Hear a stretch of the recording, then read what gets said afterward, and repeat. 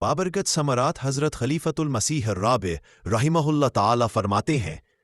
جہاں تک اس دور ابتلا کا تعلق ہے، خدا تعالی کے فضل سے اللہ کی نصرتیں عجیب رنگ میں ظاہر ہو رہی ہیں اور ان کے بیان کی انسان میں طاقت نہیں ہے۔ پاکستان میں جو کچھ ہو رہا ہے اس میں ایک پروگرام یہ ہے کہ قرآن کریم کے تراجم پر قدغن لگا دی جائے اور جماعت احمدیہ سے یہ حق چھین لیا جائے کہ وہ قرآن کریم کے تراجم شائع کرے، اور دوسرا ان کا پروگرام کا حصہ یہ ہے کہ مساجد کو مسمار کیا جائے، ان کے گنبد مٹائے جائیں، ان کے مینار مسمار گر دیے جائیں اور مساجد کی شکل اور قبلے تبدیل کر دیے جائیں۔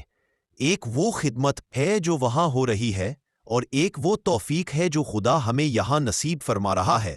تمام دنیا میں نئی نئی مساجد کی عظیم الشان مشنوں کے قیام کی توفیق بخشتا چلا جا رہا ہے۔ 2 سال کے اندر 25 زبانوں میں قرآن کریم کے تراجم کی توفیق پانا جماعت کے لیے خدا تعالی کی دین ہے،